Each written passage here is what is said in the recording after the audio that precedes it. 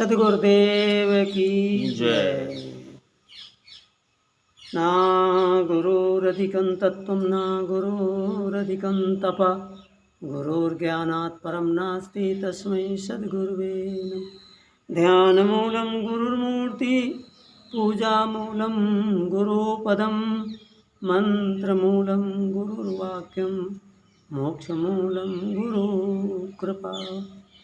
गुरुर्देवो गुरुर्धर्मो गुरुर्निष्ठा परं तपः, गुरुपरतरं नास्ति नास्ति तत्त्वं गुरु परं। मंगलमय मंगलकरण दीनबंधु गुरु, जन्म मरण दुख दमन हित बारंबार नमः। बोलिए सद्गुरुदेव की जय। सद्गुरु कबीर देव एक साखी पर थोड़ा विचार देते हैं। सद्गुरु कहते हैं कि जा मरने से जग डरे और मेरे मन आनंद, कब मरी हो कब पाई हो पूर्ण परमानंद। संसार में सबसे ज़्यादा लोग डरते हैं किससे? मौत से, जबकि मौत अनिवार्य है। शरीर रहता नहीं है, यह जन्म तद अनित्यम, जिसका जन्म है वो अनित्य है। मिट्टी से घड़ा बना है, मिट्टी से घड़ा बना है तो घड़ा एक दिन टूटेगा, मिट्टी नहीं टूटेगी, मिट्टी हमेशा रहेगी। इसी प्रकार से शरीर बना है, आत्मा के माध्यम से शरीर का निर्माण हुआ है, तो शरीर नष्ट होगा पर आत्मा नष्ट होने वाली नहीं है। इसीलिए उस आत्म तत्व को जानने के लिए, बोध होने के लिए एक कथा, सत्संग, ध्यान, साधना, योग आदि किया जाता है सब। तो साहेब यहाँ पर कहते हैं जा मरने से जग डरे। संसार में सब लोग डरते हैं, किससे डरते हैं? मौत से। आपने देखा होगा बहुत से लड़का लड़कियाँ होते हैं, कभी कोई चर्चा चलती है तो बच्चा है, लड़का यदि मौत का नाम लेता है तो लड़की उसके मुंह में ऐसे हाथ लगाती कि राम राम राम राम, ऐसा मत कहो, अरे मौत का नाम ना लो। पर संत महात्मा मौत से हमेशा मरे ही हुए। जैसे वस्त्र पहना जाता है, मृत कफनी पहनते हैं, मरने पर लोग कफन उड़ाते हैं, तो संत महात्माओं को कफनी है, कफन ओढ़े हुए। ये मौत के चिन्ह हैं, कफनी, लंगोटी आदि ये सब मौत के चिन्ह हैं। अब आप मौत के चिन्ह हैं तो मतलब मरा हुआ आदमी को आज चाहे स्तुति करो तो खुश नहीं होगा, और चाहे आप उसका अपमान करो, निरादर करो, गाली दो, कुछ करो तो दुखी भी नहीं हो। इसीलिए संत महात्माओं को कहते हैं मरे हुए। तो जब मरे हुए हैं तो फिर उनको क्या है? उनको दुख कहाँ से हो? दुख क्यों हो? क्योंकि हम मरे नहीं हैं, जिंदा हैं। हम अपने को जीवित मानते हैं तभी तो। इसीलिए कहते हैं कि संसार सागर में क्या है? बोले बड़ी विचित्र बात है। बोलते हैं मुर्दा तैर जाता है और जिंदा डूब जाता है। जिंदा डूबता है, मुर्दा तैरता है। इसीलिए संत कहते हैं कि संसार सागर से, इस भवसागर से, भवसागर क्या है? ये वासनाओं का जो सागर है, इन वासनाओं से जो यदि तरना है तो मरना पड़ेगा। तो साहब कहते हैं जा मरने से जग डरे। पहले सारा संसार डरता है, सारा संसार भयभीत है। आप देखो माताएं होती हैं, माताओं की गोद में एक छोटा सा नन्हा सा मुन्ना सा बच्चा होता है, और बच्चे को माताएं क्या करती हैं? तेल उपटन लगाने के बाद काला काला टिकुआ लगा देती हैं। तो उनसे पूछो टिकुआ क्यों लगाया? तो वो कहते हैं कि महाराज किसी की नज़र ना लगे। पहले नज़र लग जाने से क्या बच्चा मर जाएगा? पर उनको ऐसा भ्रम है। जब भ्रम हो जाता है व्यक्ति को तो एक चंद्रमा तो एक है पर दिखाई देता है दो, दिखाई देते हैं चार। हमारे एक संत थे तो कहा करते थे, मुझे बोले एक रोटी, जैसे हम डालते तो एक रोटी, बोले मुझे 10 रोटी दिखाई देती। हमने कहा तो बहुत बढ़िया, आपको एक रोटी खाए नहीं मतलब 10 रोटी खा ली। तो ये क्या है? भ्रम है, आँख का दोष है। तो आँख के दोष से इसीलिए उन माताओं को बोध नहीं है, ज्ञान नहीं है, विचार नहीं है कि नहीं मरेगा क्या है। जब उसका प्रारब्ध पूरा होगा तभी वो मरेगा। जब तक प्रारब्ध पूरा नहीं होगा तब तक कोई नहीं संसार में मरता। इसीलिए हम लोग निर्भय रहते हैं, हमारे संत गुरु जितने हैं सब निर्भय रहते हैं। कहीं कोई शंका नहीं करते हैं कि हम गाड़ी में चलते हैं, मोटर में चलते हैं, प्लेन में चलते हैं, कभी कोई शंका नहीं होती है कि कहीं प्लेन लड़ ना जाए, प्लेन कहीं गिर ना जाए। ऐसे डरने का क्या। हम लोग नेपाल से आ रहे थे, नेपाल से हम लोग आ रहे थे तो शाम के हमारा सुबह पहर प्लेन था और वो शाम के एक प्लेन नेपाल में गिर गया। तो वहाँ पर चारों तरफ पहाड़ है, तो पहाड़ में टकराया, गिर गया। तो उसमें जितने थे सवारी कुछ ज़्यादा नहीं थी, 9-10 सवारियाँ थी, छोटा विमान था, तो वो सब ख़त्म हो गया। तो बहुत लोग आए, बोले साहेब आज वो विमान हथड़ा गया, टकरा गया, इसलिए वो गिर गया और उसमें जितने सवारी थे सब ख़त्म हो गए। तो हमने कहा फिर हमारा भी तो सुबह पहर है, हमारा विमान है सुबह पहर। बोले हाँ साहब, हंसने लगे। हमने कहा देखो चिंता ना करो, जब हमारा प्रारब्ध पूरा होगा तो क्या होगा, हमारा विमान अथड़ा जाएगा, इसमें क्या है। जब प्रारब्ध पूरा नहीं है तो कौन मारने वाला है। कहते ना, जाको राखे साइयाँ मार सके ना कोई, और बाल न बांका कर सके जो जग वैरी हो। चाहे सारा संसार दुश्मन हो जाए पर आपका कोई एक रोमा टेढ़ा नहीं कर सकता है, इसलिए निर्भय रहो। पर माताओं को कहाँ इतना बोध है, क्योंकि उन्होंने कभी संत समागम में गए नहीं, संतों के पास गए नहीं। हाँ, पिक्चर हॉल में ज़रूर लोग ले जाते हैं, हाँ, जहाँ से और अवगुण बढ़ना है वहाँ ले जाते हैं, पर जहाँ गुणों की प्राप्ति हो, सद्गुणों की प्राप्ति हो, वहाँ बहुत कम लोग ले जाते हैं। जाती हैं माताएं, ज़्यादातर आजकल तो हम देखते हैं ज़्यादातर माताओं की ज़्यादा भीड़ होती है। 90% माताएं होती हैं, 10% हमारे भाई लोग होते हैं। क्योंकि उसका कारण भी है कि भाई लोग ड्यूटी में जा रहे हैं, नौकरी में जा रहे हैं, आजकल बहनें भी नौकरी में जा रहे हैं, पर जो खाली हैं वो लोग वहाँ ज़्यादातर संतों के सत्संग में आते हैं।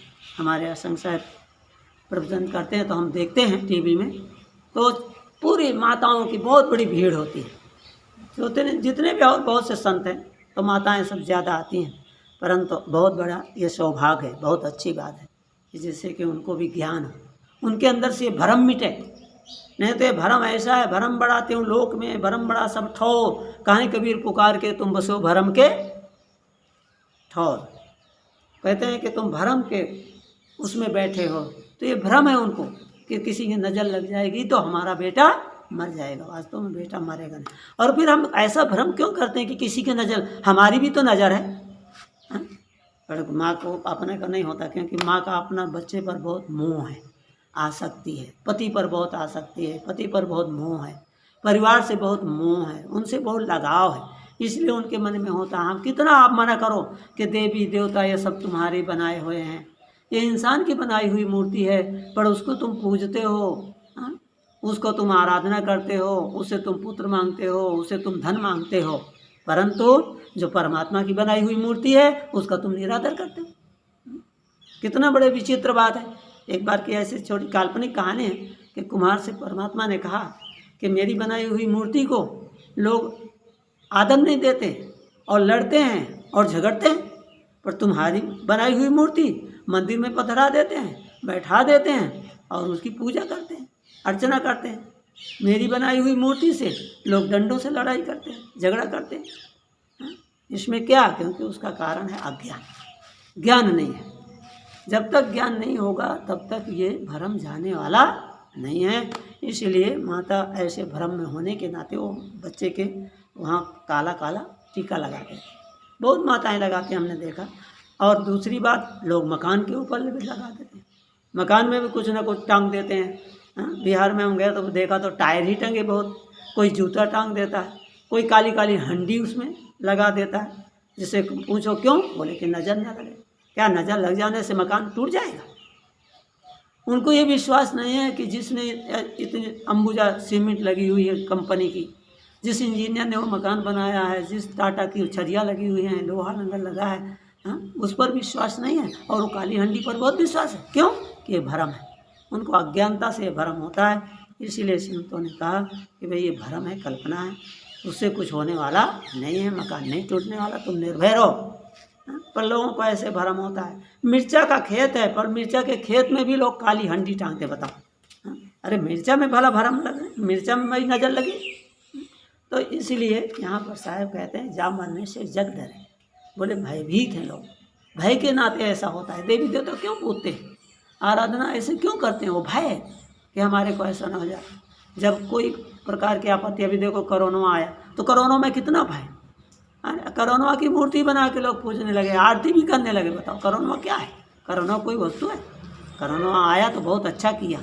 आप कहोगे महाराज कैसे बोलता है, हम करोनवा को भगा रहे हैं और आप कहते हो बहुत अच्छा किया। अरे हम कहते हैं देखो संत महात्मा जो काम नहीं कर पाए वो करोनवा कर दिया।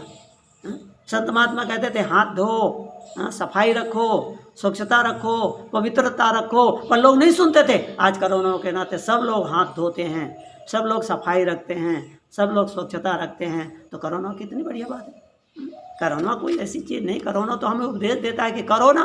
बोले क्या करें? बोले ध्यान करो, साधना करो। यह हमें आदेश करता है, दान करो, धर्म करो, सेवा करो, करो ना। ये ऐसा करोना आदेश देता है। करोनवा कोई वो नहीं है। आप निश्चिंत रहो, निर्भय रहो। सतगुरु कबीर साहब की ये साखी आप हजारों बार बोलते हैं फिर भी डरते हैं। इसीलिए साहब कहते हैं निर्भयता। साहेब कबीर अभय पद दाता। निर्भयता का पद देने वाले हैं तो सतगुरु कबीर देव हैं। और सतगुरु कबीर देव दिए हैं निर्भयता, ऐसी बात नहीं। आप गीता का अध्ययन करो, देखो 16वें अध्याय में जहाँ पर 26 लक्षण दैवी संपत्ति के वर्णन है, वहाँ पर उन्होंने सबसे पहले लक्षण आता अभय। अभयम सत्य संशुद्धिर ज्ञान योग व्यवस्थिति दानम दमश्च यज्ञ स्वाध्याय तप आर्जम, ऐसे 26 लक्षणों का वर्णन है। तो महाराज श्री कृष्ण जी ने कहा, सबसे पहले कहा कि अभय, अर्थात तुम निर्भय रहो। मरने से कोई मरने से क्यों डरना? संतों ने तो यहाँ तक कह दिया है कि मौत अपना याद कर लो, तिन भुलाओ ना कभी, जानो मन में मरण का दिन निकट आया है अभी। वर्तमान में समझ लो कि मरना क्या है? मरना सबका है। मरे तो ये क्या मन की बला है, यानी शरीर है। इसीलिए साहब कहते हैं कि जा मरने से जग डरे मेरे मन आनंद। साहब कहते हैं हम तो सोचते हैं कि भाई कब ये शरीर छूटेगा और कब हम आनंद में रहेंगे, मतलब अपने स्वरूप में रहेंगे, अपने आत्मा में रहेंगे। जीव अपने आत्मा में स्थिर हो, मतलब जीव अपने स्वरूप में स्थिर हो गया। जब अपने में स्थिर हो गया तो काहे का दुख? संसार का कोई दुख नहीं। कबीर साहब इसलिए कहते हैं जो तू चाहे मुझको छाण सकल की आस, और मुझे ऐसा होए रहो तो सब सुख तेरे पास। सब सुख का खजाना है आप, फिर क्यों दुखी होते हो?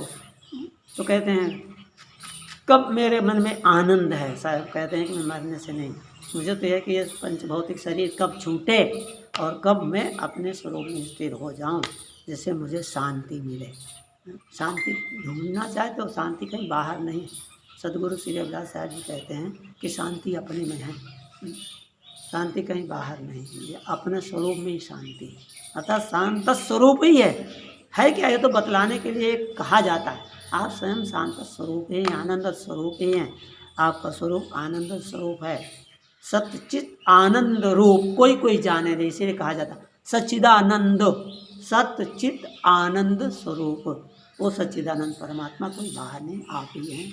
इसीलिए साहब कहते हैं जा मरने से जग डरे मेरे मन आनंद, कब मरी हो कब पाई हो पूर्ण परमानंद। परमश्चासो आनंद परमानंद। तो बोलते हैं हम अपने परम आनंद स्वरूप में कब स्थिर होंगे। थोड़ा सा मैंने सदगुरु कबीर साहब की इस साखी के आधार पर थोड़ा विचार दिया।